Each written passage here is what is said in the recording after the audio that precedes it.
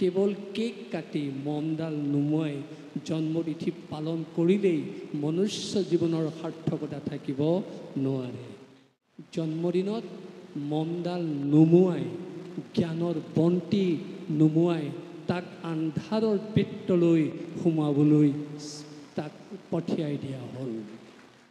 এটা মাত্ৰ কাহিনীৰে আমাৰ কথাখিনি আমি সামৰি মাৰিম। সেইটো হৈছে ভীষ্মৰ সৰসত্যাগ কাহিনী। ভীষ্মই ত্ৰিশুক্লত মৃত্যুক বৰণ কৰিছে। ত্ৰিশুক্ল মানে এটা শুক্ল পক্ষ, এটা উত্তৰায়ণ শুক্ল আৰু তৃতীয়টো দিবা শুক্ল, অৰ্থাৎ দিনত হোৱা মৃত্যু। এই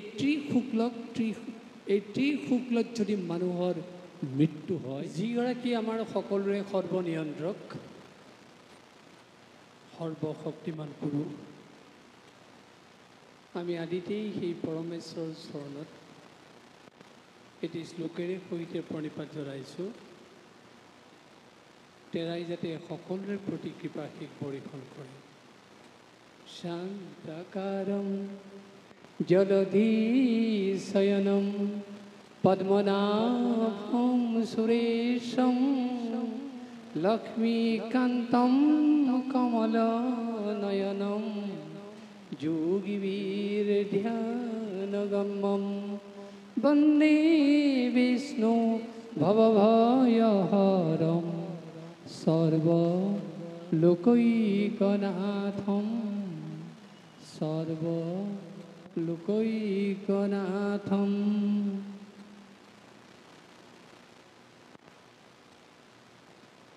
চাৰিঙৰ মধ্যৱৰ্তী ক্ষেত্ৰ চাৰিং ৰাস মন্দিৰ আৰু কলাকৃষ্টি কেন্দ্ৰৰ প্ৰাংগণত আজি যি জন্মতিথি পালন কৰা হৈছে, এই জন্মতিথি উপলক্ষে ৰাইজে যি সম্ভাৱনা দিৱস অনুষ্ঠিত কৰিছে, এই অনুষ্ঠানৰ আজি সম্বৰ্ধনা সভাৰ মাননীয় সভাপতি, শিক্ষাবিদ তুৱাৰাম খনিকৰ ডাঙৰীয়া,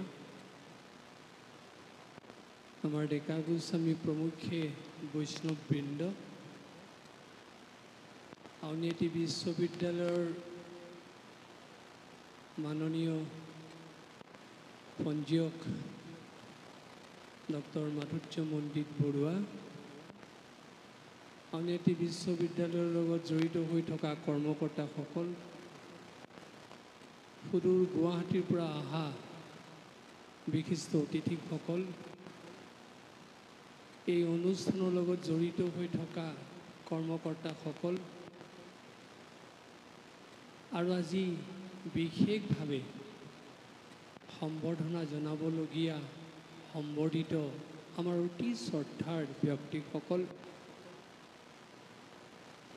আৰু আমাৰ অতি শ্ৰদ্ধাৰ সুধী ধৰ্মপ্ৰাণ সংস্কৃতিপ্ৰাণ ৰাইজ, আমাৰ মৰমৰ সাংবাদিক বন্ধুসকল, আপোনালোক সকলোলৈকে পোনপ্ৰথমেই আমাৰ অন্তৰভৰা শ্ৰদ্ধা আমি আগবঢ়াইছোঁ। প্ৰকৃতাৰ্থত আমাৰ জন্মতিথিটো আমি যিদৰে পালন কৰোঁ, সেই তিথিটো ভবামতে যদি পালন কৰিব পৰা নাযায়, মনটোৰ এচুকত ক'ৰবাত দুখৰ ভাৱে স্পৰ্শ কৰে। আপোনালোকে জানে, এজন মানুহৰ জন্মদিৱস, জন্মতিথি পালন কৰে গতানুগতিক পৰম্পৰা, কিন্তু আমি তাৰ বিপৰীতে এই অনুষ্ঠানটো অনুষ্ঠিত কৰাৰ চিন্তা কৰিছিলোঁ। আমাৰ আউনীআটী সত্ৰত সত্ৰাধিকাৰ তথা গোসাঁইসকলৰ জন্মতিথি পালন কৰা পৰম্পৰা আছিল,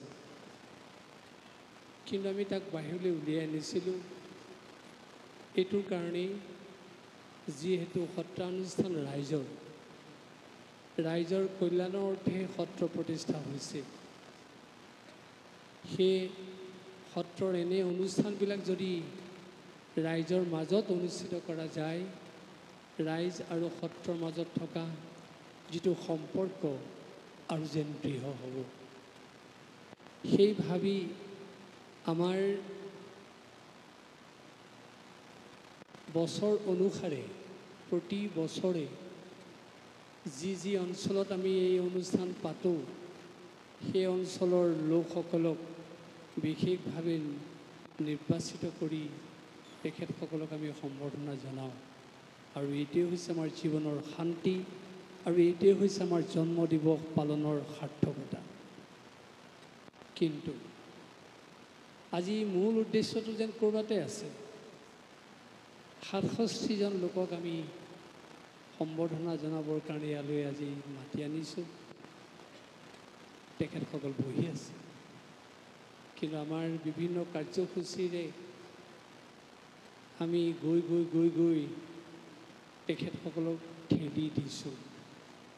সেয়ে আমাৰ মনটোত সেই দুখৰ ভাৱটো আহিছে। আৰু সেয়ে আপোনালোকে জানে, কথা ক'লে আপোনালোকৰ নিচিনা লোকসকলে মৌন হৈ শুনি থাকিলে আমনিবোধ নকৰোঁ, দীঘলীয়াকৈ কথা কোৱাৰ পৰম্পৰা আছে। কিন্তু আজি মূল অনুষ্ঠানটো যে বহুত পিছুৱাই গৈছে, সেইটোৰ প্ৰতি লক্ষ্য ৰাখি আমাৰ কথাখিনি আমি চমুৱাবলৈ বিচাৰিছোঁ। আজি সঁচাকৈয়ে ৰাইজৰ মৰমে আমাক আৰু আলসুৱা কৰি তুলিছে। আজি সঁচাকৈয়ে ৰাইজৰ শ্ৰদ্ধাই আমাক আৰু দৃঢ়মনা কৰি তুলিছে। এই চাৰিং অঞ্চলত প্ৰৱেশ কৰাৰ লগে লগে আমাক সাহিত্য সংস্কৃতিৰ সেই উৰ্বৰা ক্ষেত্ৰখনিয়ে বিশেষ অনুপ্ৰেৰণা দিয়ে। আৰু বিশেষকৈ এই ৰাস মন্দিৰ কলাকৃষ্টি কেন্দ্ৰৰ প্ৰাংগণত চাৰিং অঞ্চলৰ ৰাইজ একত্ৰিত হৈ যি এই জন্মতিথি পালনৰ ৰাইজে উদ্যোগ লৈছে, আমাক সঁচাকৈয়ে বৰ গৌৰৱান্বিত কৰিছে। ৰাইজৰ এই মৰম, এই স্নেহ, এই শ্ৰদ্ধাই আমাক এনেদৰে অনুপ্ৰাণিত কৰিছে, কাম কৰাৰ, সেৱা কৰাৰ দুগুণ মানসিক শক্তি আমি লাভ কৰিছোঁ। সম্ভাৱনা দিৱস শব্দটোৰ তাৎপৰ্য ইতিমধ্যে সভাপতি তোৰাৰাম খনিকৰে ব্যাখ্যা কৰি আপোনালোকক ক'লে। ভাস্কৰজ্যোতি মহন্তদেৱেও উদ্বোধনী ভাষণত সম্ভাৱনাৰ তাৎপৰ্যৰ কথা ক'লে। সম্ভাৱনা মানে ভৱিষ্যত আৰু কৰিব লগা কাৰ্য। সম্ভাৱনা মানে আশা থকা কাৰ্য। ৰাইজে সত্ৰখনিৰ ওপৰত, আমাৰ ওপৰত বহু আশা কৰিছে, আৰু সেইফালৰ পৰা দায়িত্ব বৃদ্ধি পাইছে। কিন্তু ৰাইজে আশা কৰা মতে, সম্ভাৱনা অনুযায়ী সেই কৰ্তব্য পালনত আমি কিমান সক্ষম হওঁ, সেই কথা আমি নিজে নাজানো। তথাপি ৰাইজৰ সেৱক স্বৰূপে ৰাইজৰ সেৱা কৰিবৰ কাৰণে অংগীকাৰবদ্ধ হৈছোঁ, আৰু ৰাইজে আমাক আশীৰ্বাদ দিব। আজি স্মাৰক গ্ৰন্থখনিত স্থিতপ্ৰজ্ঞ শব্দটি ব্যৱহাৰ কৰা হৈছে। খনিকৰক কাণে কাণে ক'লোঁ, স্থিতপ্ৰজ্ঞ শব্দটো কিয় দিয়া হ'ল? তেখেতে ক'লে, আপোনাৰ গাত তেনেকুৱা লক্ষণ আছে। তেতিয়া আমি লগে লগে ক'লোঁ, আমিতো নিজে স্বীকৃতি চাইছোঁ, তেনেকুৱা পূৰ্ণ স্থিতপ্ৰজ্ঞ অৱস্থাত আমিতো উপনীত হ'ব পৰা নাই। কাৰণ স্থিতপ্ৰজ্ঞৰ লক্ষণ কি? সমশত্ৰু সমিত্ৰেশ তথা মান অপমানয় শীতোষ্ণ সুখ দুঃখ বিবৰ্জিত তুল্য নিন্দা স্তুতিৰ মৌনী সন্তুষ্ট যেন কেনচিত অনিকেত স্থিৰমতিৰ ভক্তিমান মে প্ৰিয় নৰ।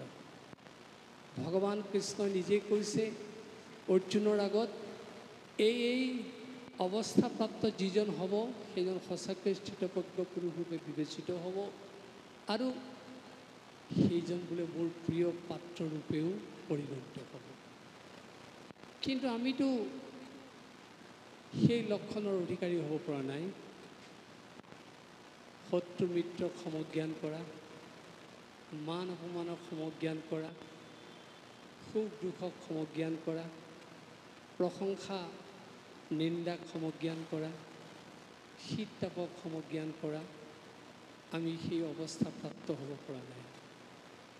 অৱশ্যে এটা কথা সঁচা, আমি সেই সীমাত উপনীত হ'ব নোৱাৰিলেও সেই স্থিতপ্ৰজ্ঞৰ লক্ষণৰ কথাবিলাক আখৰা কৰিবলৈ চেষ্টা কৰিছোঁ আৰু হৃদয়ৰ পদ্মৰ মাজত তাক সুমুৱাই তাৰ প্ৰতিফলন ঘটাবলৈ প্ৰয়াস কৰিছোঁ। আপোনালোকে আশীৰ্বাদ কৰিব, এদিন যেন আমি সেই অৱস্থাত পূৰ্ণাংগ ৰূপত উপনীত হ'ব পাৰোঁ। 84 লক্ষ জীৱন পাৰ কৰাৰ পিছত প্ৰাণীয়ে মানুহৰ জীৱন পায়। এই 84 লক্ষ জীৱন পাৰ কৰাৰ পিছত প্ৰাণীয়ে যেতিয়া মানুহৰ জীৱন পায়, সেই মানুহ শ্ৰেষ্ঠ জীৱৰূপে পৰিগণিত হয়। কিন্তু মানুহ শ্ৰেষ্ঠ হ'ব কেতিয়া? যেতিয়া মানুহৰ বিবেকৰ বিচাৰ থাকিব, যেতিয়া মানুহৰ হৃদয়ৰ অনুভূতিৰ দুৱাৰখন অনবৰতে খোল খাই থাকিব, যেতিয়া মানুহে পৰোপকাৰী চিন্তাত কেৱল ব্ৰতী হ'ব, যেতিয়া মানুহে আত্মকেন্দ্ৰিক চিন্তাৰ পৰিৱৰ্তে সামূহিক চিন্তাত অৱগাহন কৰি শান্তি অনুভৱ কৰিব, তেতিয়াই হ'ব মানুহ শ্ৰেষ্ঠ। আৰু মানুহক এই শ্ৰেষ্ঠ সংজ্ঞা দিয়া হৈছে প্ৰকৃতাৰ্থত সেই স্বভাৱৰ যোগেদি। কিন্তু আমি আজি লক্ষ্য কৰিছোঁ, আমি বেশভূষাৰে মানুহ, অলংকাৰেৰে মানুহ, প্ৰসাধন সামগ্ৰীৰে মানুহ, কিন্তু আমাৰ হৃদয়ৰ মাজত যি অনুভূতিৰ জোৱাৰ থাকিব লাগে, যি বিবেকৰ বিচাৰ থাকিব লাগে, যি সামূহিক চিন্তা থাকিব লাগে, যি পৰোপকাৰী চিন্তাত আমি ব্ৰতী হ'ব লাগে, সেয়া যেন ক্ৰমে ক্ৰমে নোহোৱা হৈছে। আৰু যদি সেই হয়, মানুহ গৈ গৈ যদি কেৱল আত্মকেন্দ্ৰিক চিন্তাতেই মানুহ নিমজ্জিত হৈ থাকে, তেতিয়াহ'লে মানুহৰ ধ্বংস অনিবাৰ্য। ইংৰাজী এটা বাক্য মনত পৰিছে, if automatism gain you go down, if evolution gain you go on. আদিম অৱস্থালৈ প্ৰত্যাৱৰ্তনেই হৈছে মানুহৰ ধ্বংস আৰু ক্ৰমবিৱৰ্তমান উন্নতি হৈছে মানুহৰ প্ৰগতিৰ সোপান। সেই মানুহ যদি সঁচাকৈ সেই আদিম অৱস্থালৈ প্ৰত্যাৱৰ্তন কৰে, আদিম অৱস্থাটো কি? কেৱল নিজক লৈ ব্যস্ত হৈ থকা যিটো চিন্তা, নিজে খোৱা, নিজে সম্ভোগ কৰা, নিজক লৈ যিটো ব্যস্ত হৈ থকা চিন্তা, সেইটোৱেই হ'ল মানুহৰ আদিম অৱস্থা। সভ্যতা সংস্কৃতি অহাৰ পিছত মানুহে আজি বাকলি বখল পিন্ধা নাই, তথাপি প্ৰাসংগিকক্ৰমে ক'ব লাগিব ফটা পেণ্ট চোলা পিন্ধিছে। কিন্তু মানুহে যদি সঁচাকৈয়ে সেই পৰিৱৰ্তনশীল অৱস্থাটোক গ্ৰহণ কৰে, মানুহৰ উন্নতি অৱশ্যম্ভাৱী।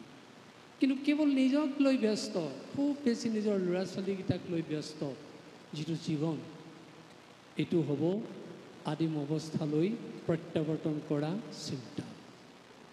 গতিকে আদিম অৱস্থালৈ যদি মানুহ সঁচাকৈ প্ৰত্যাৱৰ্তন কৰে, সেই ইংৰাজী বাক্যটোৱে কোৱাৰ দৰে ধ্বংস অনিবাৰ্য। আজি মানুহৰ মাজত ধ্বংসৰ বাৰ্তা বেছিকৈ প্ৰবাহিত হৈছে, উন্নতিৰ সোপান কমকৈ প্ৰবাহিত হৈছে। সেয়ে আমি আমাৰ নিজৰ উন্নতিৰ কথা ভাবিবলৈ হ'লে আমি সেই সামূহিক চিন্তাত ব্ৰতী হ'বই লাগিব। আৰু সেই সামূহিক চিন্তাতে আমাক পৰোপকাৰী চিন্তাৰ ধৰ্ম গ্ৰহণ কৰিবলৈ কৈছে, যিটো আমাক প্ৰকৃতিয়ে শিক্ষা দিছে। কেনেকৈ চাওক, পৰোপকাৰায় বহন্তি নদ্যঃ, পৰোপকাৰায় দুধন্তি গাৱঃ, পৰোপকাৰায় ফলন্তি বৃক্ষাঃ, পৰোপকাৰায় শৰীৰম এটি। নৈখন যদি কুলু কুলু চৰেৰে স্ৰোতস্বিনী বেগেৰে বৈ গৈছে, উদ্দেশ্য পৰোপকাৰ। যি স্কিম, যি আঁচনিৰ যোগেদি আমি পানী নুলিয়াওঁ কিয়? পানীৰ উৎস নৈখন, আৰু সেই নৈৰ পানী খাই প্ৰাণীয়ে প্ৰাণ ধাৰণ কৰে। গাইজনীয়ে লিটাৰ লিটাৰ গাখীৰ দিছে, তাতো লক্ষ্য ৰাখিব, লিটাৰ লিটাৰ গাখীৰ দিয়াৰ পিছতো গাইজনীয়ে নিজে এটোপা গাখীৰ পান কৰা নাই। অৰ্থাৎ গাইজনীৰো ধৰ্ম পৰোপকাৰ। সেই গাখীৰ খাই মানুহ অমৃতস্য পুত্ৰা এই পৰিচয় দিবলৈ সমৰ্থ হয়। ঠিক সেইদৰে কোৱা হৈছে, পৰোপকাৰায় ফলন্তি বৃক্ষাঃ, গছজোপাই লোমালোমে পকা পকা ফল দিছে, তাৰ উদ্দেশ্য পৰোপকাৰী চিন্তা। তাতো লক্ষ্য কৰিব, গছজোপাই পৰ্যাপ্ত ফল দিয়াৰ পিছতো এটা ফলো গছজোপাই নিজে ভক্ষণ কৰা নাই। সেই ফল খাই ক্ষুধাতুৰ প্ৰাণীয়ে প্ৰাণ ৰক্ষা কৰে। সেই ফল খাই প্ৰাণীয়ে স্বাদ ৰস অনুভৱ কৰে। পৃথিৱীৰ সমস্ত সৃষ্ট বস্তুৰে সৃষ্টিৰ উদ্দেশ্য যদি পৰোপকাৰ, তেতিয়াহ'লে সেই পৃথিৱীৰ কোলাতে ডাঙৰ দীঘল হোৱা মানুহো তাৰ পৰা ব্যতিক্ৰম হৈ থাকিব নোৱাৰে। সেইকাৰণে মানুহকো কোৱা হ'ল পৰোপকাৰায় শৰীৰম এতৎ। এই শৰীৰটো যদি সৃষ্টি হৈছে, ইয়াৰ অন্যতম ধৰ্ম হ'ব পৰোপকাৰ। সেয়ে আমি জন্মতিথি জন্ম দিৱস পালন কৰি মনুষ্য জীৱনটোক সুৰক্ষা দিয়াৰ দায়িত্ব গ্ৰহণ কৰিব লাগিব। কেৱল কেক কাটি মমডাল নুমুৱাই জন্মতিথি পালন কৰিলেই মনুষ্য জীৱনৰ সাৰ্থকতা থাকিব নোৱাৰে। আপোনালোকে দুখ নাপাব, চিৰাচৰিত প্ৰথা, শিশুটোক জন্মদিনত চুৰিখন হাতত দি দিয়া হৈছে, তাৰ যোগেদি কেকটো কাটিবলৈ কোৱা হৈছে। অৰ্থাৎ শিশুকালতে তাক কোৱা হ'ল, তই কটা চিঙা কাৰ্যত ব্ৰতী হ। আৰু সেই চিন্তা দিয়াৰ পিছত সি মানুহ মাৰিবলৈ কিয় কুণ্ঠাবোধ কৰিব? আমি মিঠাতেলৰ চাকি গছ লগাই আমাৰ অসমৰ সমাজৰ পৰম্পৰা অনুসৰি আমি যিকোনো অনুষ্ঠান অনুষ্ঠিত কৰোঁ, তাৰ ঠাইত জন্মদিনত মমডাল নুমুৱাই, জ্ঞানৰ বন্তি নুমুৱাই তাক আন্ধাৰৰ বৃত্তলৈ সোমাবলৈ তাক পঠিয়াই দিয়া হ'ল। এই জন্মদিনে আমাক কি শিক্ষা দিছে, আমি সেইবিলাক কথা কিন্তু ভাবি চোৱাৰ প্ৰয়োজন আছে। সেয়ে আমি ক'ব খোজোঁ, মনুষ্য জীৱনটোক সুৰক্ষা দিবৰ কাৰণে নৈতিক, আধ্যাত্মিক, সামাজিক চিন্তাৰ প্ৰতিফলন ঘটাবই লাগিব। তেতিয়াহে এই মনুষ্য জীৱনটো সুৰক্ষিত হ'ব, আৰু সুৰক্ষিত হোৱাৰ লগে লগে ই পৰম আয়ুস লাভ কৰিব। কিন্তু আজিকালি আপোনালোকে জানে, 100 বছৰ পৰম আয়ুসৰ ঠাইত 40-30 বছৰলৈ আয়ুস নামি আহিছে। দুৰ্ঘটনাত পতিত হৈ হওক বা আন প্ৰকাৰে হওক, তেনে মানুহৰ মৃত্যুৰ অৱস্থা হৈছে। গতিকে সেয়ে আমি পূৰ্ণ আয়ুস পাবৰ কাৰণে, জীৱনটোক প্ৰকৃতাৰ্থত সুৰক্ষা দিবৰ কাৰণে আমি সেই চিন্তাত আবদ্ধ হ'বই লাগিব। আৰু কথা কৈ আপোনালোকক আমনি নিদিওঁ, এটা মাত্ৰ কাহিনীৰে আমাৰ কথাখিনি আমি সামৰি মাৰিম। সেইটো হৈছে ভীষ্মৰ শৰসজ্জাৰ কাহিনী।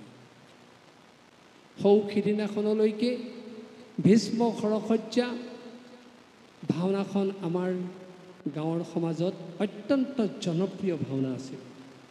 আজিকালি সেই ভাওনা প্ৰায়ে দেখা পোৱা নাযায়। কেতিয়াবা টিভিত বা আন অনুষ্ঠানত তাৰ কথা আমি শুনিবলৈ পাওঁ, দেখিবলৈ পাওঁ। কিন্তু ভীষ্ম শৰসজ্জা ভাওনাখন আমাৰ কাৰণে কিমান জীৱন্ত শিক্ষাৰ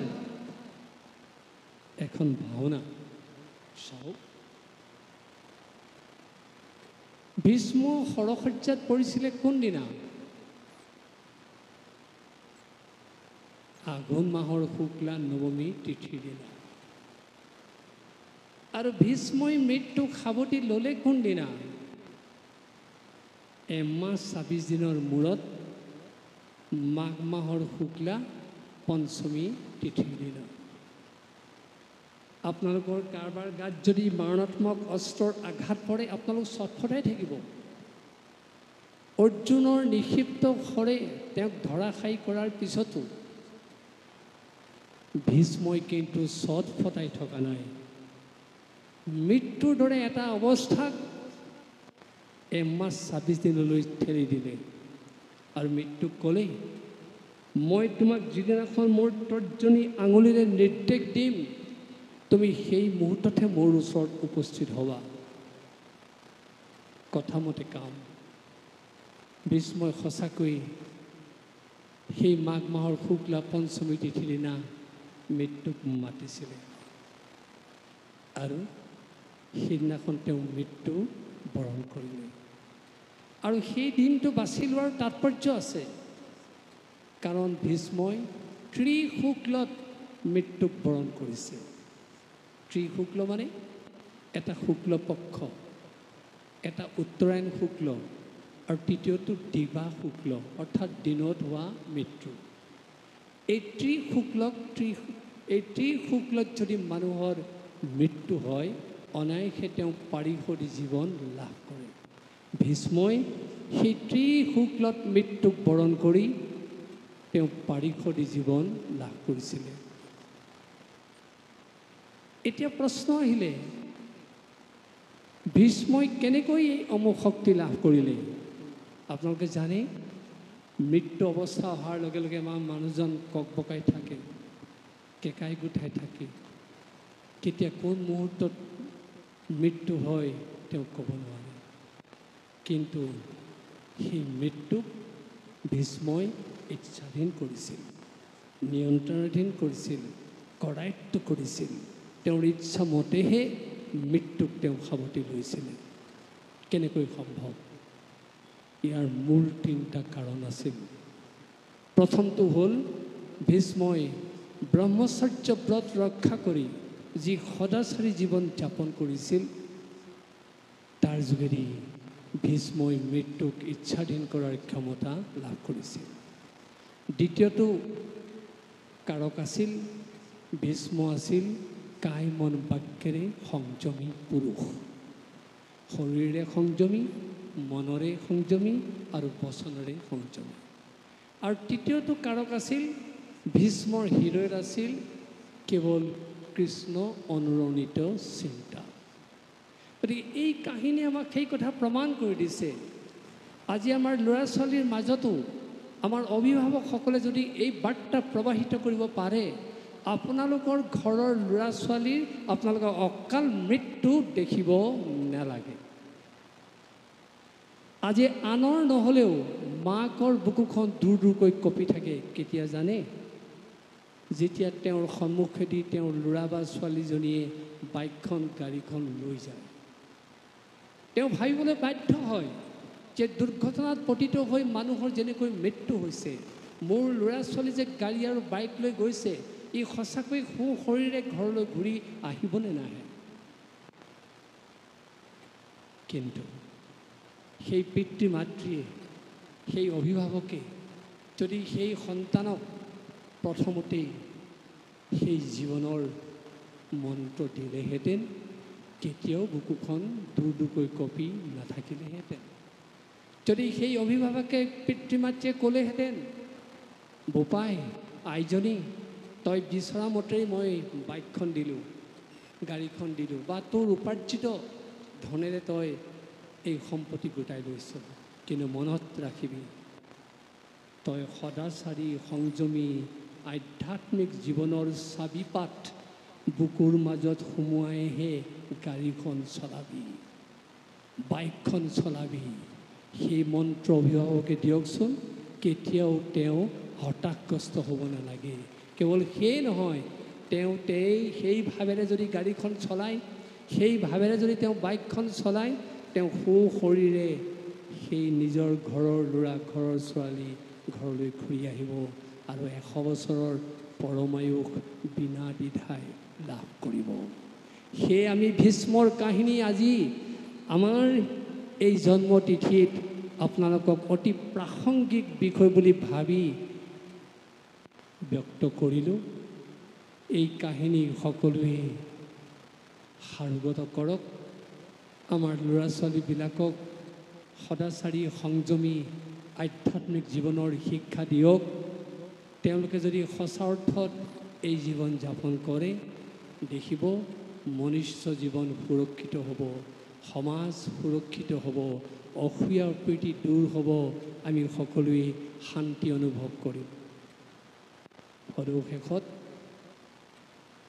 আমাৰ জন্মতিথিৰ নামত এই অঞ্চলৰ ৰাইজে, বিশেষকৈ উৎপল খনিকৰ, সৌৰভ শইকীয়া, প্ৰাঞ্জল কাকতি, মিলন খনিকৰ আৰু বিশেষকৈ পিতামহ স্বৰূপ তোৱাৰাম খনিকৰে যি উদ্যোগ গ্ৰহণ কৰিলে, আমি বাৰে বাৰে তেখেতসকলৰ প্ৰতি কৃতজ্ঞতা নিবেদন কৰিছোঁ। আমি আকৌ কৈছোঁ, আমি ইমানৰ যোগ্য নহয়, তথাপি ৰাইজৰ কাৰণে জীৱন উৎসৰ্গা কৰিছোঁ সেৱা কৰিবলৈ। আপোনালোকে বাৰে বাৰে আমাক আশীৰ্বাদ দিব, এই আশাৰে আমাৰ বক্তব্যৰ সামৰণি মাৰিছোঁ। সৰ্বে ভৱন্তু সুখিনঃ, সৰ্বে সন্তু নিৰাময়া, সৰ্বে ভদ্ৰাণি পশ্যন্তু, মা কশ্চিৎ দুঃখভাগ ভৱেৎ। নমস্কাৰ, নমস্কাৰ, নমস্কাৰ।